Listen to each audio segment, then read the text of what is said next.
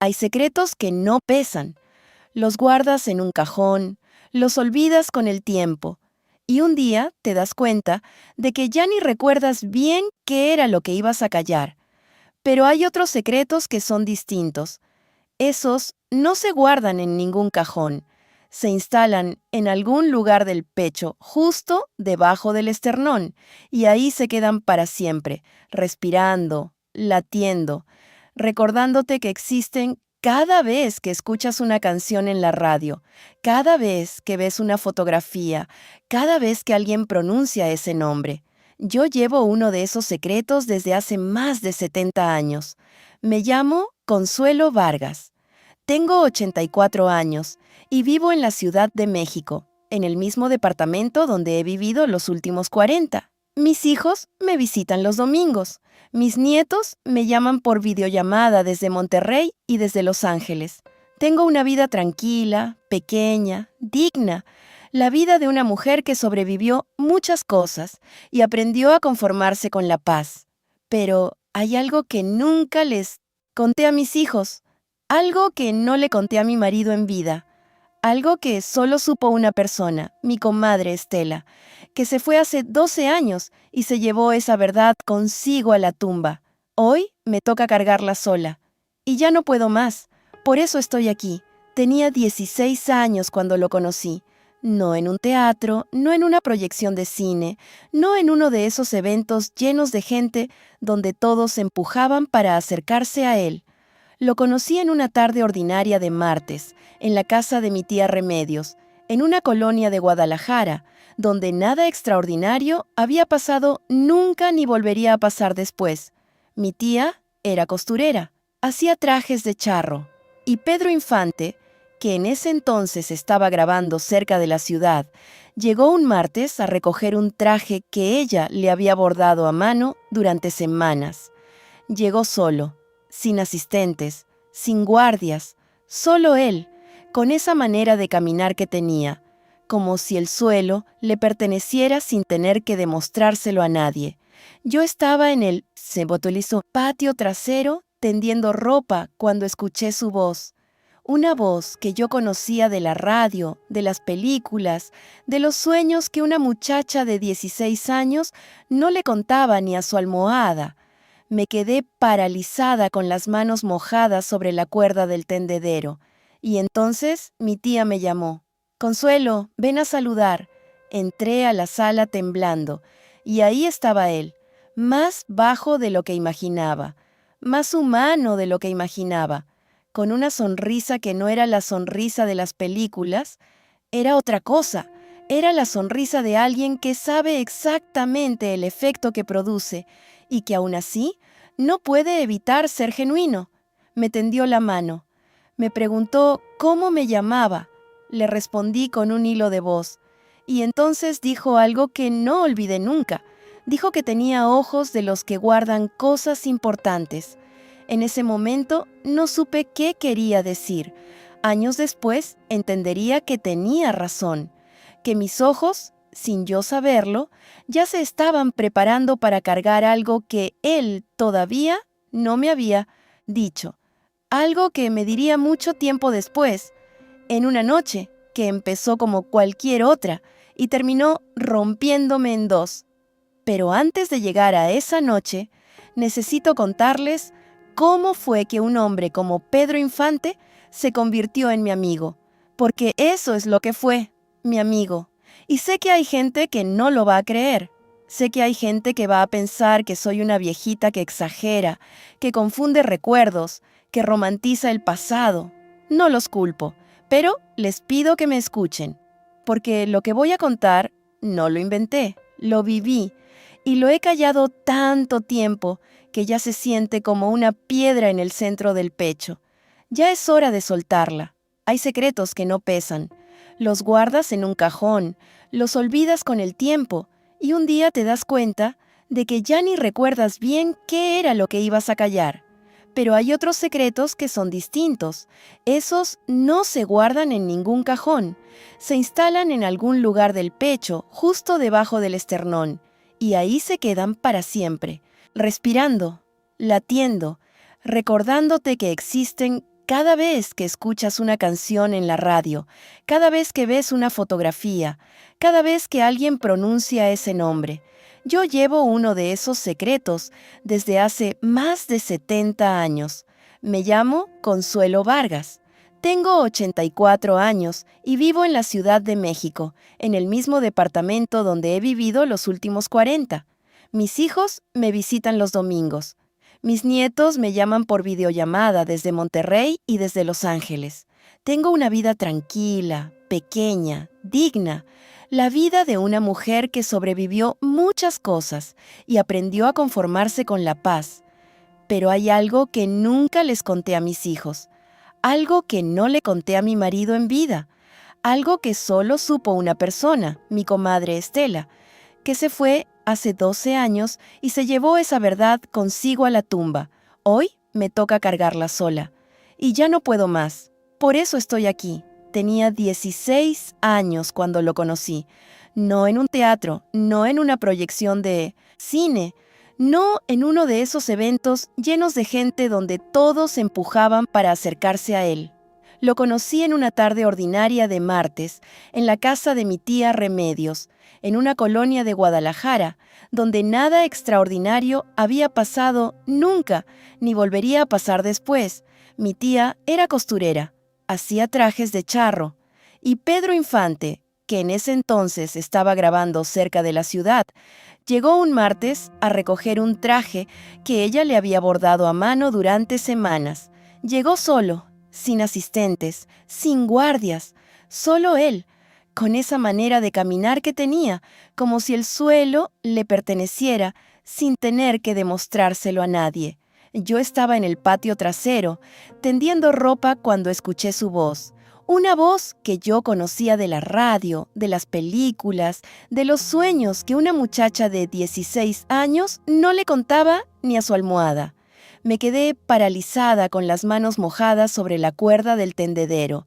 Y entonces mi tía me llamó.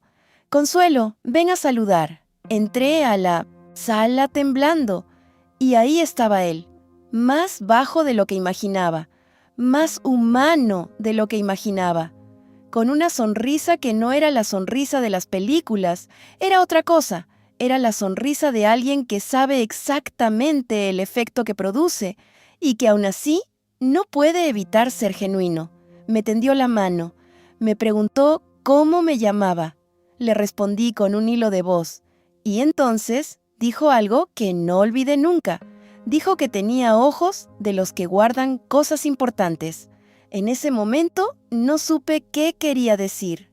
Años después entendería que tenía razón, que mis ojos, sin yo saberlo, ya se estaban preparando para cargar algo que él todavía no me había dicho, algo que me diría mucho tiempo después, en una noche que empezó como cualquier otra y terminó rompiéndome en dos. Pero antes de llegar a esa noche, necesito contarles cómo fue que un hombre como Pedro Infante se convirtió en mi amigo. Porque eso es lo que fue, mi amigo. Y sé que hay gente que no lo va a creer. Sé que hay gente que va a pensar que soy una viejita que exagera, que confunde recuerdos, que romantiza el pasado. No los culpo. Pero les pido que me escuchen, porque lo que voy a contar no lo inventé, lo viví. Y lo he callado tanto tiempo que ya se siente como una piedra en el centro del pecho. Ya es hora de soltarla. Mi tía Remedios era una mujer de pocas palabras y muchas agujas. Pasaba los días inclinada sobre su máquina de coser, con los anteojos resbalándose por la nariz y la boca llena de alfileres, que era su manera de decirle al mundo que no tenía tiempo para conversaciones innecesarias. Pero con Pedro fue diferente desde el principio. Él volvió 3 veces más ese mes. La primera vez fue para recoger un segundo traje que había encargado. La segunda fue porque dijo que los botones del primero necesitaban ajuste, aunque yo nunca vi qué ajuste necesitaban. La tercera vez llegó sin ninguna excusa. Solo llegó, con una bolsa de pan dulce y una sonrisa que mi tía fingió que no. Le alegraba el día. Yo entendí después que lo que buscaba en esa casa No era ropa, ni botones, ni pretextos. Lo que buscaba era lo que muchos hombres famosos buscan sin saber que lo buscan.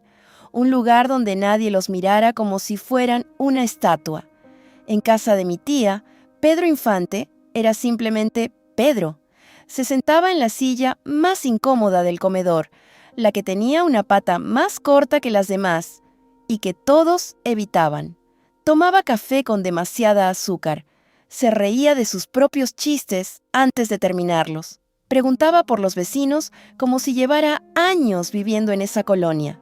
Era, en el sentido más literal de la palabra, una persona ordinaria, haciendo cosas ordinarias, y había algo en eso que me resultaba más desconcertante que toda su fama, porque nadie me había preparado para esa versión de él. La versión que conocíamos todas era la del cine, el galán, el charro, el hombre que cantaba como si cada canción fuera la última que iba a cantar en su vida. Esa versión era perfecta, y la perfección se admira desde lejos, con respeto y distancia. Pero este hombre que se sentaba en la silla coja y se manchaba la camisa con el café y se reía de nada, este hombre era otra cosa. Era alguien que podía hacerte sentir que llevaban años conociéndose. La primera conversación real que tuvimos fue un miércoles por la tarde. Mi tía había salido a entregar un encargo y me dejó encargada de la casa con instrucciones de no quemar nada y no dejar entrar a nadie. 10 minutos después, llegó Pedro. Le expliqué que mi tía no estaba. Me dijo que no importaba, que esperaría tantito. Entró sin que yo pudiera hacer nada para impedirlo, porque había algo en su manera de moverse que hacía que las puertas se abrieran solas. Se sentó en el patio. Yo me quedé parada en el umbral, sin saber si sentarme también era una buena idea o una que me iba a costar muy cara con mi tía. Él me preguntó si sabía cantar. Le dije que no. Me dijo que eso era una pena, que la gente que no canta carga las cosas demasiado tiempo. Le pregunté qué quería decir, y él me miró con esa expresión que yo aprenderíamos a reconocer con el tiempo. Una mezcla de honestidad y cansancio que no encajaba con ninguna de sus películas. Me dijo que cantar era la única manera que él conocía de sacar lo que no cabía en palabras normales, que sin las canciones, él no sabía bien dónde metería todo lo que cargaba. Tenía 26 años cuando me dijo eso. Yo tenía 16. Y sin embargo, por alguna razón que nunca terminé de entender del todo, supe que acababa de escuchar algo verdadero, algo que no le decía a cualquiera. Algo que vivía justo debajo de esa sonrisa que el mundo entero conocía. Esa tarde, cuando mi tía regresó y lo encontró tomando limonada en su patio como si viviera ahí, lo miró por encima de los anteojos y no dijo nada. Y en el silencio de mi tía estaba todo. Pedro Infante había encontrado una casa donde podía simplemente existir. Y yo, sin buscarlo, me había convertido en parte de ese refugio. La amistad con Pedro creció despacio, como crecen las cosas que duran. No hubo un momento exacto en que dejó de ser el señor famoso que visitaba a mi tía y se convirtió en alguien a quien yo esperaba ver. Simplemente pasó, de la misma forma en que pasan las cosas importantes, sin que uno se dé cuenta, hasta que ya es demasiado tarde para fingir que no están pasando. Pasaron meses. Él volvía a Guadalajara con cualquier pretexto. Grabaciones, compromisos, giras. Siempre había una razón para aparecer por la colonia. Siempre había una tarde libre que terminaba en el patio de mi tía con café demasiado dulce y conversaciones que se alargaban más de lo que cualquiera hubiera planeado. Hablábamos de todo y de nada, de música, de las películas que él estaba filmando y que describía con una mezcla de orgullo y agotamiento que me parecía extraña en alguien que parecía haber nacido para estar frente a una cámara. Me contaba de los directores que lo hacían repetir las escenas 20 veces, de los productores que decidían sobre su vida sin preguntarle, de la gente que lo amaba en las calles, con una intensidad que a veces se sentía más como hambre que como cariño. Yo lo escuchaba. Era lo que mejor sabía hacer. Y él, creo yo, necesitaba a alguien que lo escuchara sin pedirle nada a cambio. No era una relación romántica. Quiero que eso quede claro porque sé que la gente busca eso en las historias, el amor secreto, el romance imposible. No era eso, era algo más difícil de explicar y por eso mismo más verdadero. Era la amistad entre dos personas que no deberían haberse encontrado y que sin embargo se encontraron y decidieron, sin decirlo en voz alta, que se iban a hacer compañía. Me enseñó a escuchar la música de otra manera. Me decía que cada canción tenía dos capas. La de arriba era la que todos escuchaban, la melodía, las palabras bonitas, el ritmo que te hacía mover el pie sin darte cuenta. Pero debajo de esa capa había otra, más oscura, más honesta, la que el compositor había puesto ahí para alguien específico o para nadie, según el día que hubiera tenido. Me decía que él siempre cantaba desde esa segunda capa, que si uno lo escuchaba bien, de verdad, podía saber exactamente cómo se había sentido la noche antes de grabar. Empecé a escucharlo diferente después de eso. Empecé a escuchar la grieta debajo del brillo. Y lo que encontré me entristeció de una manera que no supe explicarme hasta muchos años después. Porque Pedro Infante, el hombre que hacía llorar a medio México con su voz, el que llenaba los cines, el que aparecía en las revistas, con esa sonrisa de anuncio, ese hombre cargaba algo que su voz no alcanzaba a soltar del todo, algo que se asomaba en ciertos silencios, en ciertas pausas en medio de la conversación, en la forma en que a veces se quedaba mirando el cielo del patio de mi tía, como si buscara ahí una respuesta que nadie en la tierra le había podido dar. Una tarde le pregunté si era feliz. Se quedó callado tanto tiempo que pensé que no iba a responder. Luego se rió, pero no fue la risa que yo conocía. Fue una risa pequeña, apagada, de las que salen cuando la respuesta verdadera es demasiado complicada para caber en palabras simples. Me dijo que la felicidad era como el agua en las manos, que cuanto más fuerte la apretabas, más rápido se escapaba entre los dedos. Luego cambió el tema, y yo no insistí, pero esa imagen se quedó conmigo, se quedó flotando en algún lugar de mi memoria, como esas frases que uno escucha sin saber que las va a necesitar décadas después para entender algo que en el momento no supo descifrar. Él era el hombre más querido de México, y había algo en él que nadie había podido querer del todo. El tiempo que compartí con Pedro no fue continuo ni ordenado. La vida no funciona así, aunque a veces quisiéramos que lo hiciera, que las cosas importantes llegaran con fechas marcadas y señales claras para saber que hay que prestar atención. No, las cosas importantes llegan mezcladas con lo cotidiano, y uno solo entiende su peso cuando ya pasaron. Lo veía cuando él aparecía por Guadalajara. A veces pasaban meses sin noticias. Luego llegaba de repente con esa energía que llenaba los cuartos, y todo seguía donde lo habíamos dejado, como si el tiempo no hubiera pasado. Yo crecí durante esos años. Cumplí 17, luego 18. Empecé a trabajar en una tienda de telas cerca del centro. Tuve pretendientes que mi tía aprobaba con distinta intensidad según cuánto dinero veía en el futuro de cada uno. Fui haciéndome mujer con la velocidad callada con que las cosas suceden cuando nadie te está mirando. Pedro notaba los cambios cada vez que volvía. Me decía que estaba creciendo demasiado rápido, que el mundo no tenía prisa en ningún otro sentido, excepto para robarle a la gente su juventud. Yo le decía que exageraba. Él me decía que los que exageran suelen tener razón. Hubo una tarde, creo que fue en el 54 o en el 55, la memoria ya no me obedece en las fechas, pero sí en las imágenes. ¿En qué lo vi diferente? Llegó al patio de mi tía con algo distinto en la cara. No era cansancio, era otra cosa.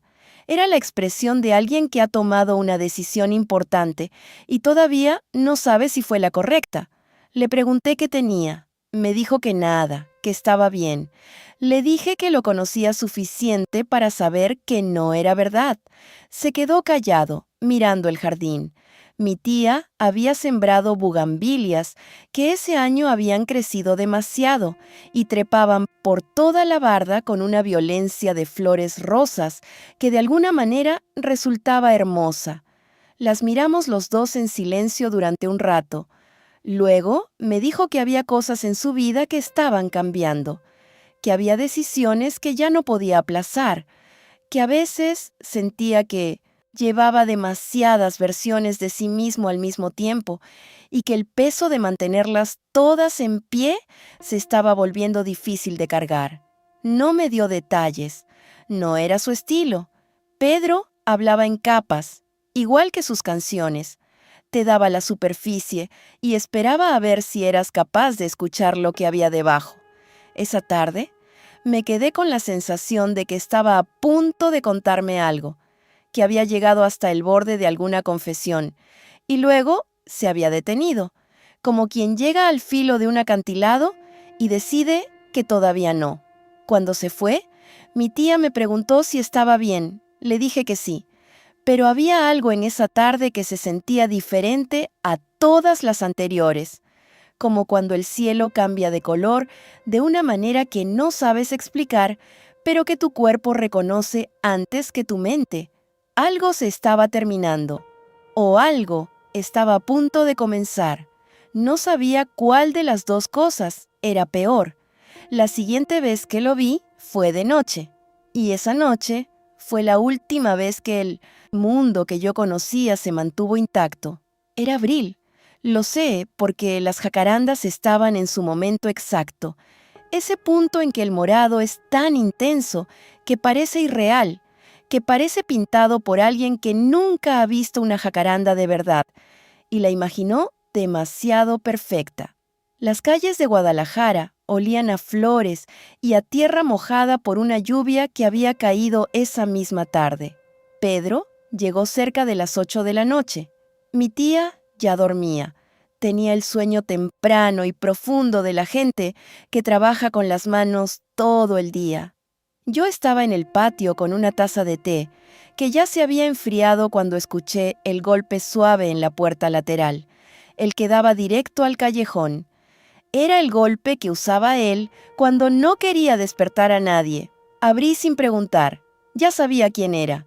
Entró con una botella de mezcal a medias y una expresión que no le había visto nunca. No era tristeza exactamente. Era algo más parecido al agotamiento de alguien que lleva demasiado tiempo siendo valiente. Le pregunté si había comido. Me dijo que no tenía hambre. Le calenté algo de todas formas, porque era lo que mi tía hubiera hecho, y porque a veces cuidar a alguien es la única respuesta que uno tiene cuando no sabe qué decir. Nos sentamos en el patio, él con su mezcal, yo con mi té frío. Las jacarandas no se veían desde ahí, pero su olor llegaba por encima de la barda, como un recuerdo de algo que todavía no había pasado. Estuvo callado mucho tiempo. Yo lo dejé. Había aprendido que con Pedro el silencio no era vacío. Era el lugar donde él ordenaba las cosas antes de sacarlas. Finalmente habló. Me dijo que necesitaba contarme algo, que llevaba años sin decírselo a nadie, que había intentado callarlo para siempre, pero que el silencio se había vuelto demasiado pesado y necesitaba compartir ese peso con alguien en quien confiara. Le pregunté por qué yo. Me miró directamente a los ojos por primera vez en toda la noche. Me dijo que porque yo era la única persona en su vida que lo había conocido sin querer nada de él, que todos los demás, su familia, sus amigos, las mujeres que lo amaban, Todos lo querían de una manera que tenía algo pegado atrás, una expectativa, un deseo, una imagen que necesitaban que él siguiera siendo. Pero yo no, yo simplemente lo conocía. Sentí que el patio se achicaba, que el aire se volvía más denso. Algo en el tono de su voz me dijo que lo que vendría a continuación cambiaría algo. No sabía qué, no sabía cuánto. Tomó un largo trago de mezcal y entonces empezó a hablar. Lo que Pedro me contó esa noche no lo voy a resumir, no porque quiera alargar el suspenso, ni porque disfrute de hacer esperar a nadie, sino porque algunas cosas merecen ser contadas despacio, con el mismo ritmo con que fueron dichas, para que quien escucha pueda sentir el peso que tenían cuando salieron por primera vez al aire. Me dijo que había un niño que nadie conocía, que no aparecía en ningún registro público, que no tenía su apellido aunque tenía su sangre, un hijo que Pedro había tenido con una mujer casada, una mujer cuyo nombre nunca me dio y cuya identidad protegió hasta el final con una lealtad que yo, incluso hoy, después de todo, no puedo sino respetar. El niño tenía entonces unos 8 años. Pedro lo había visto pocas veces, las suficientes para saber que era suyo, no solo por las facciones, sino por algo más difícil de nombrar, algo en la manera de mover las manos, en la forma de inclinar la cabeza cuando escuchaba algo que le interesaba. Se reconocía en él con esa claridad dolorosa, con que uno reconoce sus propias sombras en lugares donde no debería verlas. No podía reconocerlo públicamente. La mujer tenía una vida construida, un marido, otros hijos, una reputación que se destruiría. Pedro tenía también su propia imagen, sus compromisos, su mundo que funcionaba bajo reglas que él no había elegido del todo, pero que había aceptado porque era el precio de lo que era. Así que el niño existía en un espacio sin nombre, querido en secreto, presente en ausencia. Lo que más me impactó no fue la revelación en sí. La vida tiene estas cosas, y los hombres famosos no son distintos a los hombres ordinarios en sus contradicciones íntimas. Lo que me impactó fue la manera en que Pedro habló de ese niño, sin excusas, sin justificaciones elaboradas, con una honestidad desnuda que dolía de escuchar.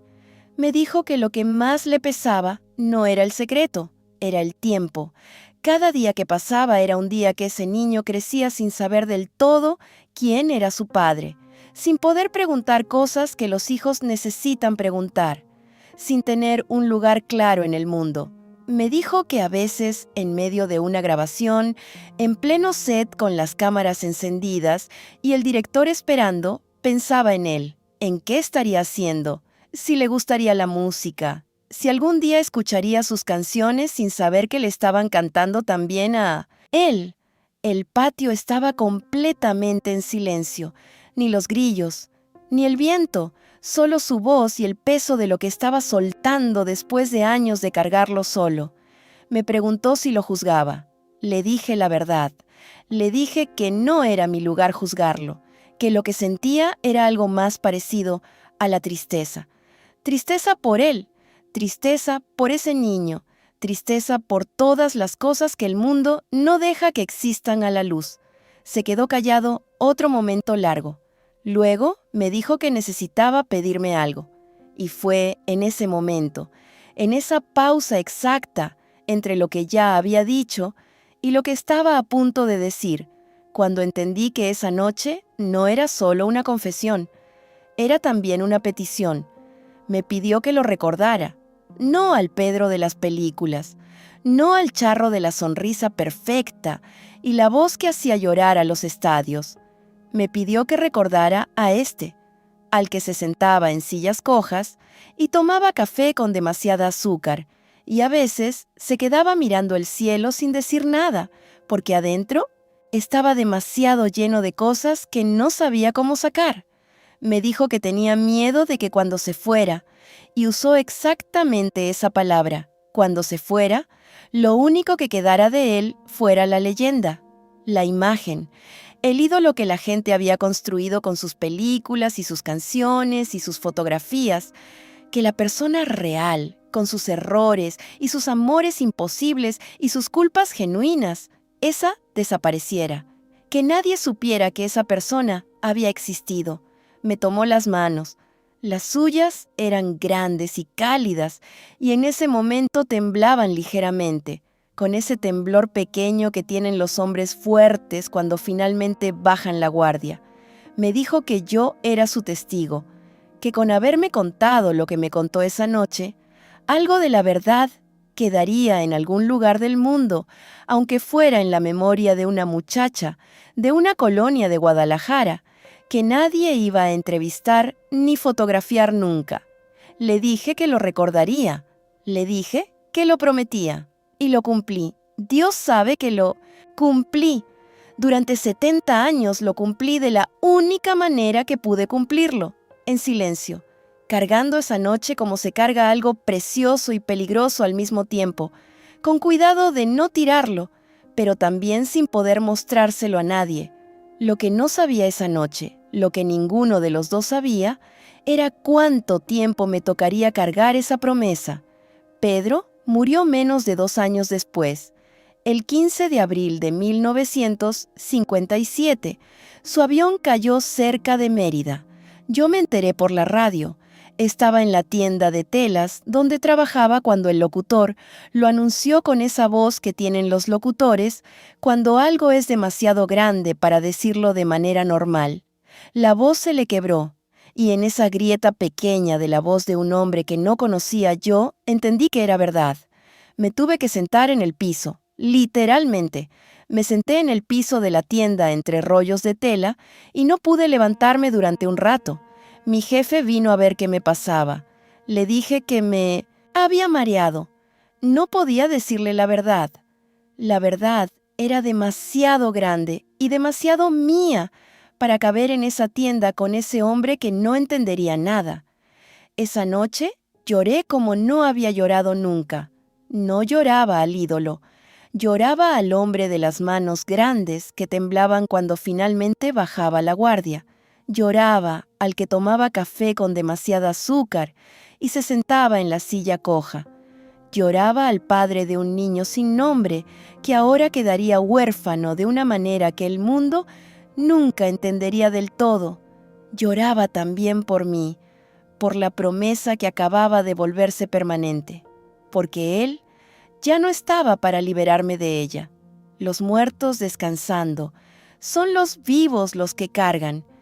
Eso lo entendí en los meses que siguieron a la muerte de Pedro. El país entero estaba de luto. Las calles, los periódicos, la radio, todo era él. Sus canciones sonaban sin parar, como si la repetición pudiera deshacer lo que había pasado. Las mujeres lloraban en público sin vergüenza. Los hombres que en vida nunca habrían admitido quererlo de esa manera. De repente confesaban que había algo en su voz que les llegaba al fondo de algo que no tenía nombre. Yo los veía llorar y pensaba que ninguno de ellos sabía realmente por quién lloraban. Lloraban por una imagen. Yo lloraba por una persona. Hay una diferencia enorme entre esas dos cosas, y es una diferencia que nadie más podía ver. Seguí con mi vida. Una hace eso. Una sigue porque no hay otra opción, porque la vida no espera a que termines de procesar sus golpes antes de darte el siguiente. Me casé en el 59 con un hombre bueno que se llamaba Ernesto. Tuvimos 3 hijos. Viví en Guadalajara hasta los 45 años. Y luego me vine a la Ciudad de México cuando Ernesto consiguió trabajo aquí. Fui construyendo una vida normal sobre el cimiento de ese secreto. Y el secreto aguantó. Los secretos buenos aguantan. Se vuelven parte de la estructura de uno sin que nadie lo note. Pero había momentos en que el peso se hacía insoportable. Cuando sus películas volvían a la televisión y mis hijos las veían de niños con esa emoción que da descubrir algo grande. Cuando en las fiestas Alguien ponía sus canciones y la gente cantaba como si las letras les pertenecieran. Cuando los años fueron pasando y la leyenda de Pedro Infante fue creciendo y haciéndose más perfecta, más brillante, más irreal, y yo ahí sentada entre la gente, pensando que conocía una grieta en ese brillo que nadie más conocía. Una noche, Ernesto me encontró llorando frente a la televisión. Pasaban un especial sobre Pedro en el aniversario de su muerte. Me preguntó qué me pasaba. Le dije que la música siempre me había afectado así. Me creyó porque era un hombre que me quería, y los que nos quieren a veces eligen creer lo que les decimos, aunque algo en ellos sepa que hay más. La única persona a quien le conté parte de la verdad fue mi comadre Estela, solo parte. Le dije que lo había conocido, que habían tenido una amistad, que me había contado cosas personales. No le dije todo, no le dije lo del niño. Ese pedazo lo guardé para mí sola, porque sentía que era el más delicado, el que más podía hacerle daño a alguien si salía al mundo de la manera equivocada. Estela murió en 2013 y entonces quedé sola con el secreto completo, sola y con 80 años encima que me iban recordando cada mañana que el tiempo no es infinito y que hay cosas que si no se dicen, ahora no se van a decir nunca. Empecé a preguntarme qué pasaría si me llevaba esto a la tumba, si ese niño, que ya sería un hombre de casi 80 años también, si es que todavía vivía, si ese hombre habría encontrado alguna vez respuestas a las preguntas que seguramente se había hecho, si alguien le habría dicho alguna vez la verdad, si Pedro, desde donde estuviera, habría encontrado paz o si seguiría cargando aquello. Y entendí que mi silencio ya no era protección, era simplemente silencio. Hay una pregunta que me he hecho durante 70 años y que nunca terminé de responderme del todo. ¿Hice bien en callarme? La respuesta fácil es que sí, que guardé el secreto de un hombre que me lo confió con confianza absoluta, que protegí la memoria de una mujer cuya identidad nunca supe del todo, que cuidé a un niño que nunca conocí de una exposición que podría haberle hecho daño. Pero la respuesta honesta es más complicada, porque el silencio tiene consecuencias que uno no siempre puede ver desde adentro. Ese niño, ese hombre que hoy tendría casi 80 años, si todavía vive, creció con una parte de su historia incompleta, con un origen que tal vez le explicaron de cierta manera o que tal vez nunca le explicaron, con la posibilidad de haber escuchado las canciones de su padre sin saber que eran también suyas, con ese hueco que tienen las personas que no conocen del todo de dónde vienen. Yo pude haber llenado algo de ese hueco, y elegí no hacerlo. ¿Fue lealtad? ¿Fue cobardía? ¿Fue respeto? No lo sé. Creo que fue todo eso mezclado en proporciones que cambiaban según el día y según el miedo que me diera enfrentar lo que significaría hablar. Pero hay algo que sí sé con certeza. Pedro Infante fue un hombre real, con una vida real que incluía contradicciones reales, con amor y con culpa y con miedo y con esa valentía particular que tienen las personas que creen genuinamente en lo que sienten, aunque el mundo no les deje un espacio limpio donde sentirlo. Lo conocí a los 16 años en el patio de mi tía. Lo vi convertirse en leyenda, mientras yo lo recordaba como alguien que se manchaba la camisa con el café. Lo perdí antes de que ninguno de los dos estuviera listo, y cargué su secreto durante más tiempo del que cualquiera debería cargar el peso de otra persona. Lo que más me duele hoy, con 84 años, y la lucidez particular que da haber sobrevivido a casi todo, no es lo que supe, es lo que no pude saber.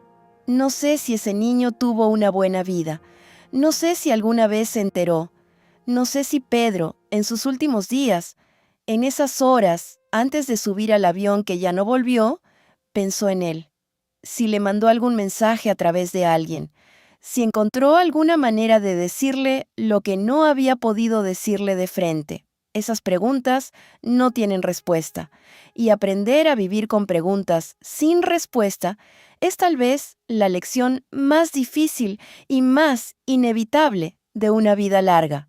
Pero hay una cosa que sí puedo decir con certeza absoluta.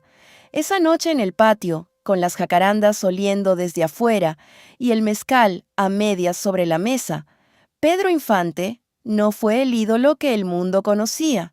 Fue simplemente un hombre con manos grandes que temblaban, un hombre que necesitaba que alguien lo viera así, sin el traje de charro, sin la sonrisa del afiche, sin la voz que hacía llorar a los estadios. Solo él, y yo lo vi. Eso nadie me lo puede quitar. Hoy es un día ordinario en mi departamento de la Ciudad de México. Afuera hay ruido de ciudad, motores, voces, el sonido particular de este lugar que nunca termina de callarse del todo.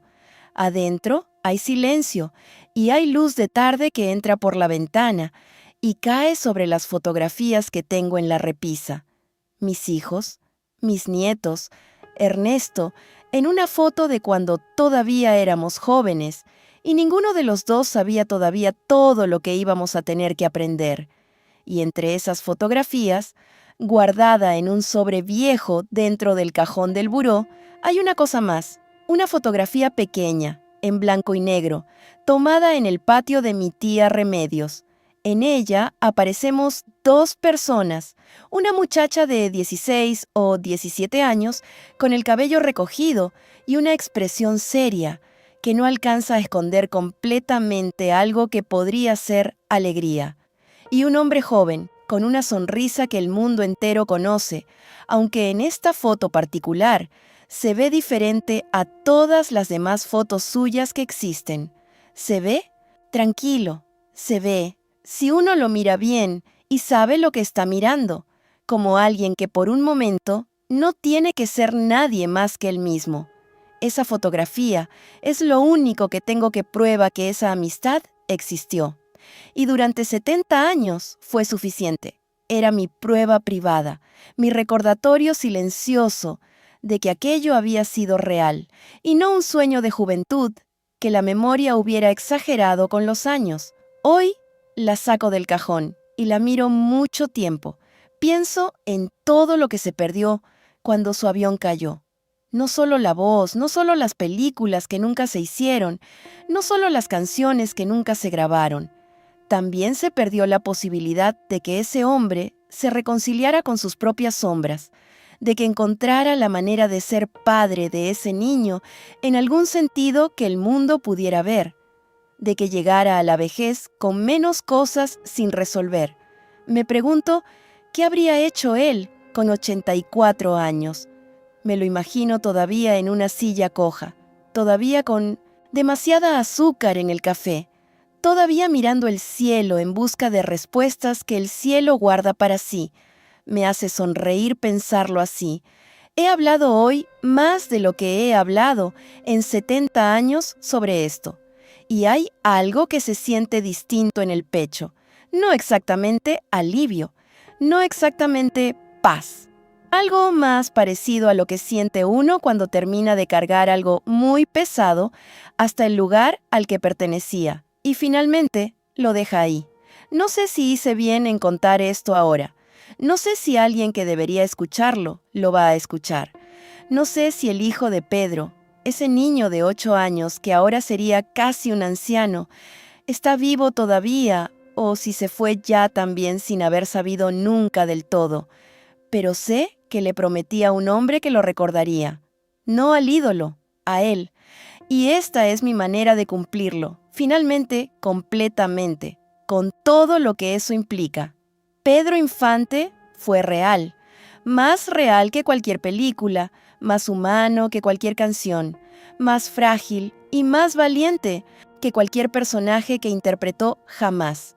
Lo conocí, me conoció. Nos hicimos compañía en un momento de la vida en que los dos lo necesitábamos sin saber todavía que lo necesitábamos.